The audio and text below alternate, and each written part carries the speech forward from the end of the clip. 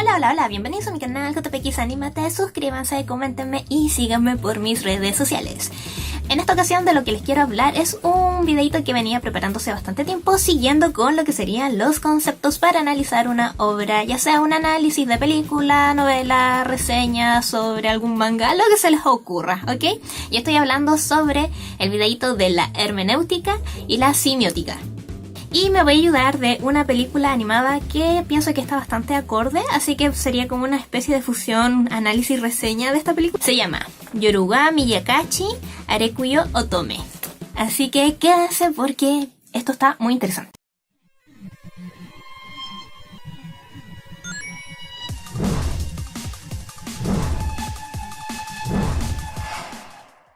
Comencemos, mis amiguitos incultos. Ok, no.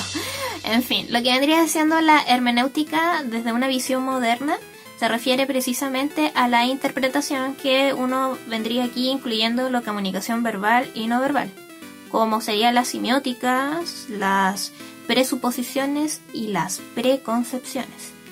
Como tal, la hermenéutica se puede analizar en tres grandes sectores, o se puede, mejor dicho, sectorizar. Y lo primero vendría siendo un marco socio-histórico, ¿ya? Social histórico, y aquí tenemos dos, que sería el histórico temporal y el histórico cultural, ¿ya? Tiempo-espacio, eso entienda. O el lugar en este caso. Todo lo que confluye y conforma la obra en sí mismo. De dónde viene, por qué algunas cosas, etc. Bueno, después yendo a esto sería lo discursivo. En el caso de lo discursivo se centra propiamente en lo que sería la estructura del contenido, ¿ya? También el mensaje en sí mismo. Y finalmente la interpretación propiamente tal. Y en la interpretación podemos entender de que el escenario es polisémico. Es decir, que no solamente existe una verdad absoluta, hay más de una interpretación. Pensando en un proceso de análisis, podríamos pensar primero que existe un prejuicio. Es decir, ya viene con una preconcepción de la obra, ya sea que te hayan contado una reseña a tus amigos, que tú hayas visto un tráiler, ya sea de una película, de un libro, ¿ok? O cualquier cosa de que tú sepas a lo mejor del autor o el porqué, lo que viste en las noticias, en fin, esos son prejuicios, ¿ya? Estos prejuicios te forman a ti expectativas, entonces tú empiezas a consumir la obra, empiezas a desarrollar la obra. Cuando nosotros estamos desarrollándola ya nos metemos en lo que vendría siendo el marco, ¿ya? El marco cultural en este caso. Y luego esto va a ir manifestándose y va a ir cambiando. Bien, porque tú, el lector, no eres el lector inicial que venía con estos prejuicios. A medida que tú vas avanzando en la obra y vas pasando por el proceso, también tú vas cambiando tu forma de visión, tu forma de interpretar y de reinterpretar esta realidad que se te está presentando dentro de la obra. Ya, por eso también es tan importante en la hermenéutica de que pensemos que no solamente existe una significancia, ¿ya? Porque si bien en el caso de la semiótica esta trata de estudiar específicamente el significado en sí mismo, o sea, lo que se contiene en el signo, ¿ok? Acá no, o sea, vamos a ver que realmente existen muchas formas de entender ese algo. Ya no hay una verdad absoluta. Y ahora, semiótica. La semiótica es referente al estudio de los signos y la importancia de cómo se estudia esto de manera más a fondo. Bien, en esta se pretende evaluar lo que se comunica, cómo se comunica y el contenido mismo del mensaje, su comprensión, ¿ya? ¿Mediante qué? Mediante el uso precisamente del signo y su significado. Nace la natural pregunta: ¿qué es un signo? Un signo básicamente es todo aquello que percibimos con nuestros 5 sentidos y que para nosotros tienen un significado. El signo en sí mismo está partido en dos partes, su parte del significante y su parte del significado. Y resulta de que en el caso del significante es como se representa en la realidad. Puede ser la palabra, puede ser el objeto mismo, mientras que el significado es la idea que se forma en nuestras cabezas, ¿ya? También hay que pensar de que hay una tríada y se piensa de que todos los signos tienen un consenso social, ¿ya? Sociocultural, dependiendo del lugar, dependiendo del idioma. Y aquí es bastante sencillo. Por ejemplo, aquí en la película les vamos a dar un ejemplo. Hay una parte donde la historia del senpai se ve envuelto con múltiples manzanas. Aquí vamos a tener el primer signo que sería manzana. Bien, básicamente, ¿qué sería esto? Un objeto que sería la manzana, un significado que es lo que nosotros entendemos como manzana, bien, Para ejemplificar, en esta escena de la película tenemos al hombre de los calzoncillos que se ve involucrado con las manzanas, ¿ya? Tomemos el objeto manzana como objeto de estudio, por así decirlo, ¿ya? Entonces, primera parte de la tríada es el objeto, que es la manzana. Luego tenemos la representación de la manzana, que podría ser un símbolo de la manzana. Pensemos en el dibujo de la manzana, ¿ya? Y luego tenemos la interpretación de la manzana. ¿Bien? ¿Cómo yo la interpreto? Lo que yo entiendo por la manzana, la idea que yo tengo de la manzana. ¿Bien? Entonces, en este caso, puedo yo tener lo que vendría siendo un signo visual, que vendría siendo la manzana en sí misma. ¿Bien? Y todo lo que conforma a la manzana. Ahora, si fuera a una idea de palabras idiomáticas, por ejemplo, vaca, como suena en nuestro idioma y, por ejemplo, en el japonés, es prácticamente lo mismo.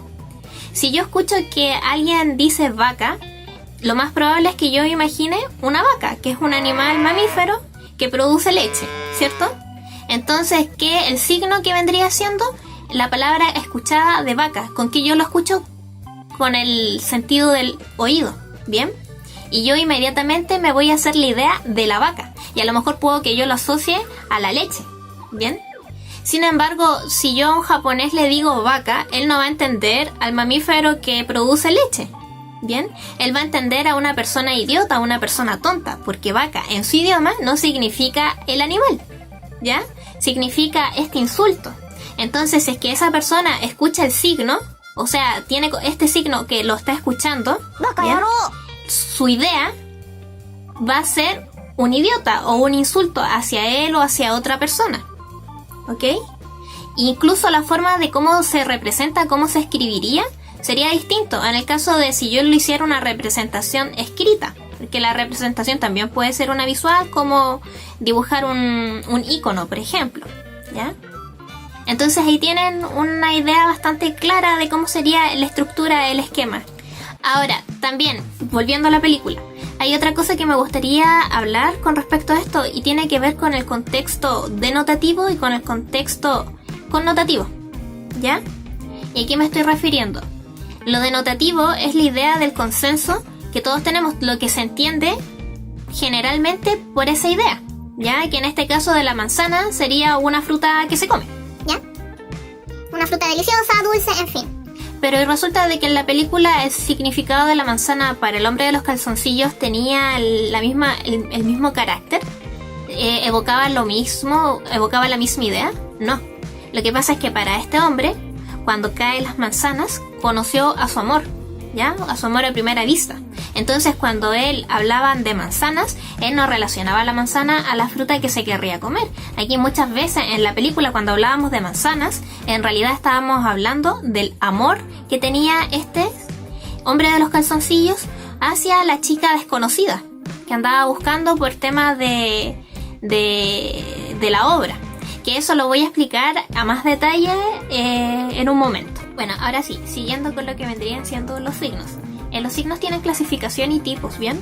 Así que vamos a clasificarlo primero en una gran familia, que serían los naturales y los artificiales. Los naturales son todos aquellos que no necesariamente pretenden ser un signo, pero lo son a la vez. Puede ser algo tan sencillo como escuchar la lluvia caer, ¿bien? Y uno saber de que tiene que ir a recoger la ropa porque se te va a mojar, ¿bien? Entonces tú puedes asociar que se te moja la ropa con el tema de la lluvia, te está avisando, ¿ok? O por ejemplo también podría ser para los cazadores cuando están rastreando algún animal, las huellas que va dejando este animal serían otro buen ejemplo. Luego los artificiales son aquellos que son creados por las personas, ¿bien?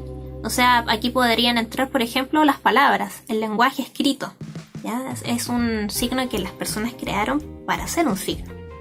Luego tenemos en la siguiente clasificación a los signos que tienen que ver con respecto a la relación con lo que representan, ¿ya? Y aquí tenemos tres grandes grupos. Bueno, así que primero tenemos al signo ícono. ¿Y el signo ícono qué sería? Sería aquello que se asemeja a lo que vendría representando. En este caso puede ser una fotografía, un retrato, una escultura, las maquetas, ¿bien? Luego tenemos el signo índice, que en realidad se refiere a una causa-efecto. De hecho, interesantemente, los signos naturales entran dentro de esta categoría. Ejemplo, si nosotros vemos un desastre ocasionado por un incendio, al ver una casa destruida en ceniza, vamos a identificar inmediatamente de que la causa se trató de eso, de un incendio. ¿Bien? O si es que uno viese cómo queda un lugar, un territorio luego de un terremoto, un desprendimiento grande de tierra, también estaríamos tratando de adivinar sus causas, ¿bien? Causa-efecto. Y finalmente los signos propiamente tal, ¿ya? Que son creados con ese objetivo, y aquí podemos tener representaciones, por ejemplo, las señales de tránsito, ¿ya? Los emoticones, ya que estamos en la actualidad, ¿ya? Son creados con la intención de ser un signo, un símbolo para nosotros. Última clasificación según el código que lo soporta. Y aquí tenemos 3 grandes áreas, ¿bien? La primera que sería los gestuales, y aquí tiene que ver netamente con lenguaje corporal. Ya puede ser una sonrisa, el gesto en sí mismo, una señal con la mano, el lenguaje, por ejemplo, de señas, ¿ya? Luego tenemos el icónico, que no es lo mismo que el icono de arriba, porque aquí es específicamente de que debe ser relacionado con una imagen, ¿ya? Así que aquí entran pintura, fotografía, todo lo que sea parte gráfica, y realmente no interesa que tanto se parezca con el objeto que está representando. Aquí el arte en sí mismo está metido y contemplado netamente aquí, y pueden aquí echar a volar la imaginación. Pueden hacer así una obra tipo Picasso. Bueno, y finalmente el último sería parte de la clasificación del lingüístico, ¿ya? Y el lingüístico da lo mismo si es que hablamos de la palabra escrita o de la palabra hablada. Es el lenguaje en sí mismo, son las palabras, ¿ya?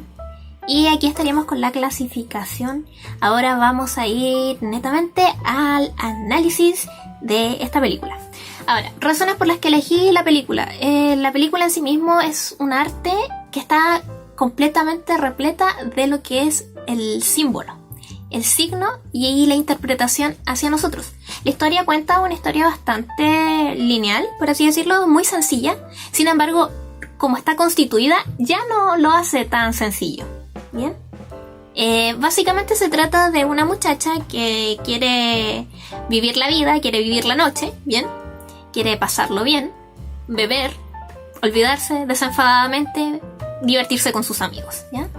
Y también de su senpai, que va a estar durante toda esa noche intentando acercarse a esta muchacha, ¿bien? Porque el senpai aquí está enamorado de la muchacha y quiere siempre que todo tenga que ver con la casualidad, que todos sus encuentros parezcan netamente casuales, ¿bien?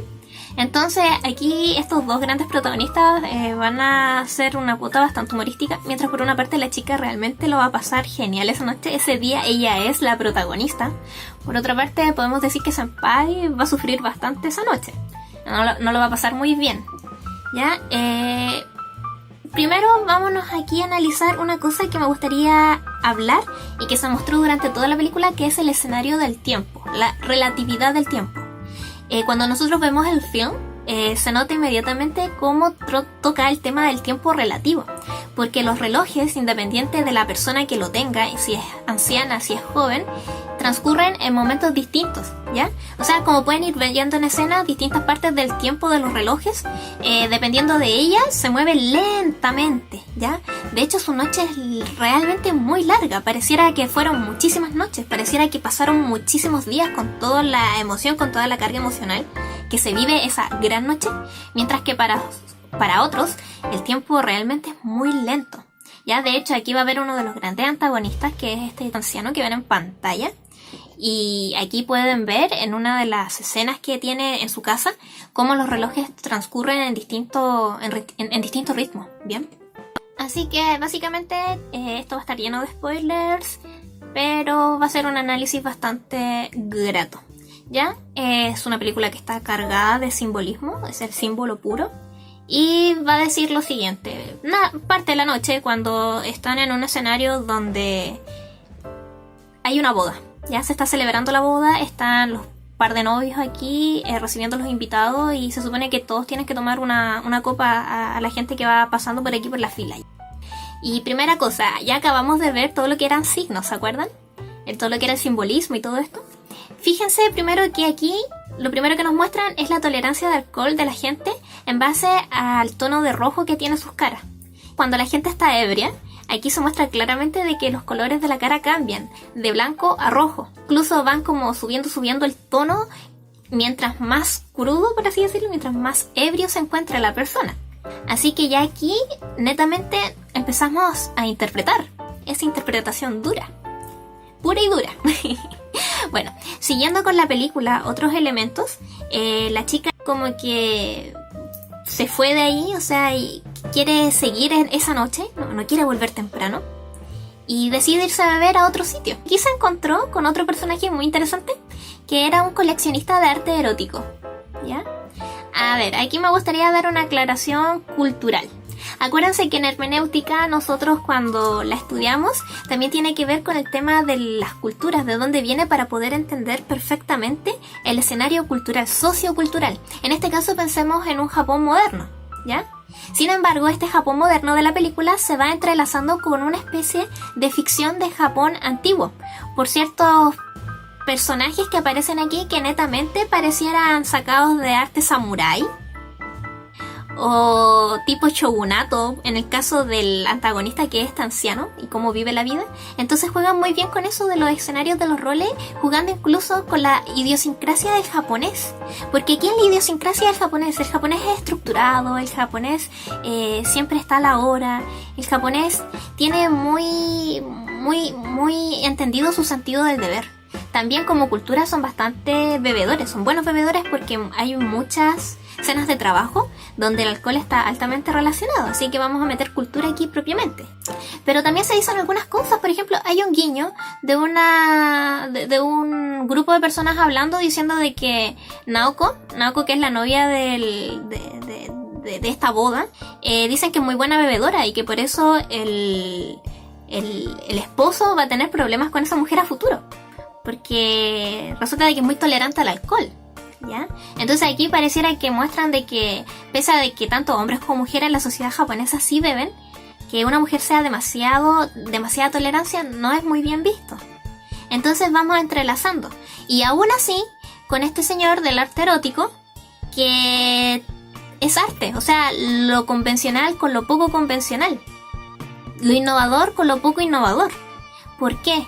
Porque durante toda la película lo que son las estructuras van a ser desde el punto de vista del senpai, donde aquí el senpai claramente se nota de que es bastante amigo de la informática, es bastante amigo de todo lo que vendría siendo lo digital, mientras que lo que vendría siendo entre comillas arcaico, que quizás serían libros, quizás serían pinturas a mano alzada, ya serían formas de cultura, el teatro quizás, lo ven como todo lo nuevo, todo lo visionario. O sea, lo anticuado vendría siendo lo tecnológico digital, el senpai, mientras que todo lo que es la interacción humana, la interacción de la libertad del pensamiento, la tiene esta otra chica que vendría siendo la protagonista, porque es su gran noche. Y entonces volvemos a jugar con el sentido figurativo, volvemos a jugar con la cultura misma inserta dentro de la película, con los personajes que nos están mostrando, con personajes que nos representan y nos recordarían algunos personajes icónicos de la sociedad japonesa, como este otro personaje que va a estar durante toda la película ayudando a la protagonista y que claramente vemos que tiene un componente bastante de samurái. Yo lo miré y yo pensé samurái, inmediatamente lo miré, samurái, y lo dije así. Volviendo aquí a este tipo del arte erótico, que aquí se le va a estar pasando, empezamos a entrelazar la historia, por ejemplo, de Naoko. Naoko era la chica, obviamente, que conocía a la protagonista y por algo fue a su boda, ¿ya? Pero resulta de que Naoko es la hija de este tipo que colecciona arte erótico. Cuenta un poco de su vida, incluso dice que está triste porque ni siquiera fue al matrimonio de su propia hija, ¿ok? Y vamos adelantando ahí la historia. Naoko, hija del coleccionador de arte erótico, que también va a conocer senpai, de hecho, esa noche, porque se van a estar ayudando mutuamente. Luego hay un segundo arco que es el lugar de los libros, ¿ya? El de los libros usados, y aquí la protagonista va a estar buscando un libro que se llama Ratata, que era un libro infantil de ella, un cuento. Resulta de que aquí también van a ir apareciendo otros personajes como lo que vendría siendo el espíritu de los libros o el dios de los libros del mercado de libros usados, porque nuevamente vuelven a introducir a este personaje que vendría siendo este anciano, el antagonista, que vendría siendo así como la parte mafiosa de la historia, ¿bien? donde tiene en su posesión muchísimos libros que no quiere compartir con nadie y entonces está acaparándolos, no los deja volver a su lugar de origen, que es el mercado de libros, para que puedan ser descubiertos. Bien, entonces está haciendo un obstáculo aquí. Quiero mencionar esta escena porque realmente es muy importante, sobre todo cuando se habla de simbolismo, es que la escena en sí misma es simbólica, ¿ya? Y resulta de que cuando nuestra protagonista, la chica del cabello negro, se encuentra con este dios del mercado, aquí él le empieza a explicar de manera hermenéutica cómo todos los libros se interconectan. De hecho, me gustaría ponerles el clic. 本っていうのは全てつながってるんだ。例えばあの子が持ってるシャーロック・ホームズ全集、あの作者はコナン・ドイル。彼はフランスの作家ジュール・ベルヌの影響を受けて失われた世界という SF 小説を書いた。ほら、あそこに置いてある本だ。そのベルヌもまたアレクサンドル・デュマを尊敬していて、それで書いたのがアドリア海の復讐。デュマの小説モンテクリスト伯は岩窟王という名前で日本に親しまれている。これを最初に本案したのがよろず情報の主催黒岩瑠衣子。彼は明治バベルの塔という小説に作中人物として登場する。その小説の作者が山田風太郎。彼は戦中派闇市日記の中で Bueno, como pueden estar viendo, aquí el muchacho le explica donde todas las historias están inspiradas dentro de otras, donde cada suceso ocurre porque fue un hecho ya sea importante en la vida del autor o no. Bien, entonces cada historia escrita y contada también tiene su propia visión particular desde el momento del origen. Bien, porque no es lo mismo. Yéndonos más allá, en el tercer arco es del festival escolar, porque también aquí volvemos a ver otro personaje que lo vimos al principio, que es el director ejecutivo de esta celebración, ya, de este festival. Y resulta de que aquí está llevándose a cabo una intervención artística de manera clandestina, por decirlo de alguna forma, propiciada principalmente por el hombre de los calzoncillos. El hombre de los calzoncillos había conocido anteriormente a su chica de sus sueños con una razón bastante casualidad. Tiene que ver porque del cielo cayó de utilería unas manzanas y entonces golpeó su cabeza junto con la de su amada y ahí se conocieron, se rieron y la anda buscando desde ese tiempo. Su resolución es no cambiarse la ropa interior hasta que pueda confesar sus sentimientos a la chica que no conoce. ¿Cómo se le ocurrió hacer esto y qué hizo para encontrarla? Esta intervención, donde él sabe que en algún momento ella lo va a poder ver y va a saber que es su historia contada a través de esta forma de entre ficción y realidad, porque es la historia del rey excéntrico y la chica Darumu. Entonces esta chica Darumu se supone a conocerlo, ¿bien? Hacen esta obra. Aquí nuevamente la protagonista tiene incidencia bastante directa porque en algún momento va a reemplazar a la chica y va a ella seguir actuando todo esto. Siempre dejando en el escenario estos pequeños juguetitos japoneses, son tradicionales de por allá. Su simbolismo tiene que ver con que no importa cuántas veces a ti te caigas, siempre se va a levantar y va a quedar en la misma posición, de la manera estática, ¿ya? Y finalmente la última escena, que tiene que ver donde todos se enfermaron en este festival. En la ciudad pareciera que hay una gran gripe y en realidad esto tiene que ver netamente con la soledad, como que hacen la analogía de frío, tempestad, soledad. Tiene mucho sentido porque de hecho cuando la gente se siente sola, se siente triste, siente frío. Y de esta manera lo interlazaron bastante bien con la parte del clima, ¿ya? Aquí como que es bastante directo lo que se está diciendo. Donde finalmente ya en el clímax de la historia, el senpai y la chica del cabello negro van a poder realizar su amor hasta el final, donde ellos después al otro día, que esa noche les pareció eterna, donde cada uno de ellos se pregunta qué fue de la noche anterior, esa noche mágica, le gustaría saber en una cita al día siguiente. Y como pudieron haber visto, entonces la película en su argumento simplón sería bastante básico. Es como el senpai quiere hacer su amor realidad y quiere hacerse notar ante esta chica que no lo nota. Bien, concluyéndose esto hacia el final. Finalmente también tenemos elementos para poder entender de otra forma la historia, porque como les dije tiene muchísimos simbolismos. Primero veamos los elementos simplemente. Puede ser clima, los personajes, algunos símbolos propiamente y temas que son tratados dentro de la película de forma explícita. Bien, en el primer caso, que sería el tiempo. En el tiempo y el clima, porque ya vimos que el clima también forma parte, sobre todo en la parte del resfrío, se dice básicamente y bastante textual de que la juventud y la gente anciana no vive su tiempo de la misma forma. Los ancianos, que ya están muy entrados en vejez, sienten que su tiempo pasa en años, o sea, cada vez se acercan más a la muerte. Bien, mientras que los jóvenes, por otra parte, sienten que el tiempo tiempo es realmente lento, pasa muy lento. La gente de mediana edad como que es un balance, ¿bien? También cómo tratan el tema del amor, el tema del destino. Aquí se jugó muchísimo con símbolos, propiamente tal, que vendría siendo la manzana, que es un símbolo bastante conocido a lo largo de muchas culturas. Se utilizó también en la cultura romana, greco-romana, por así decirlo, la cultura nórdica, incluso en el origen hebreo, bien, con la manzana del pecado, la manzana del conocimiento, eso que todos quieren. En este caso, en la película, si nosotros lo vemos bien, se referirían propiamente a lo que vendría siendo destino ligado con el amor. Bien, porque al principio, por ejemplo, la manzana va a aparecer muchísimo, en muchísimos clics de la película, aquí y allá, bien. Incluso esto cuando les cae en la cabeza al amigo del senpai y a la chica esta que parece una porrista, también el amor que surge ahí supuestamente nació de clic destino. Hay otro también que va a estar entrelazado, que tiene que ver con los peces koi, que se va a mencionar muchísimas veces porque tiene que ver con el padre de Naoko, este padre pervertido, que los colecciona y que les fueron robados por este anciano malvado. Bien, los koi van a ser una parte muy importante porque cuando el amigo del senpai, el señor de los calzoncillos, el hombre de los calzoncillos, finalmente acepta los sentimientos de esta otra chica que se enamoró de él mediante hacían la obra, para aceptar sus sentimientos va a ser por razones de que los koi, que les caen literalmente en la cabeza, van a convertir ese amor, ese destino en realidad. Y koi es un juego de palabras del japonés porque koi también significa amor en japonés. O sea, son los peces del amor en este sentido bastante literal y no tan literal, figurativo. Bien, si ustedes pueden ir viendo, una de las características que tiene hermenéutica es precisamente de que va hilando de diferentes partes y puedes tú ir interpretando y haciendo tramas y subtramas de una misma obra. Bien, por eso se dice de que en el caso de la hermenéutica una verdad no es absoluta, hay muchas verdades y tiene que ver del ojo de quien lo ve. Nosotros podemos pensar también desde el punto de vista del autor. ¿Qué es lo que nos quiso decir el autor? ¿Por qué usar este estilo para animar esto?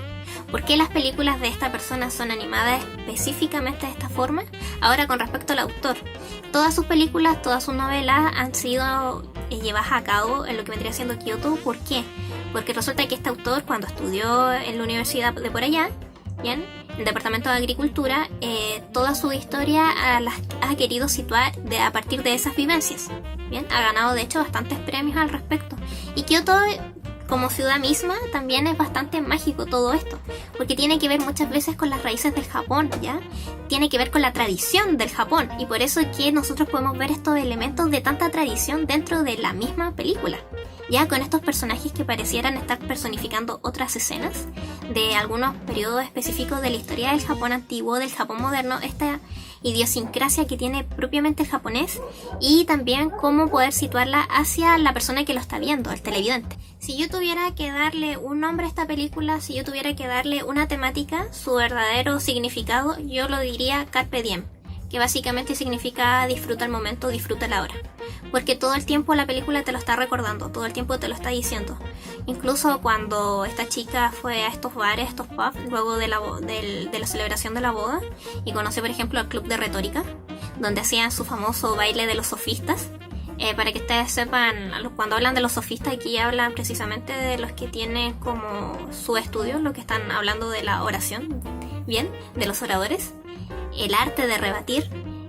La oratoria aquí pensando precisamente en eso, entre la interlocución de las partes, bien, específicamente cuando nosotros hablamos de la retórica, bien, porque retórica también viene en su raíz más profunda de lo que vendría siendo palabra, bien, y como palabra precisamente trata de las estructuras, trata de las reglas, trata así como una especie de manual para poder nosotros convencer a la otra persona. Va más allá de la oración misma, de la oratoria, ¿bien? Donde la oratoria más que nada tiene que ver como con la performance, la puesta en escena.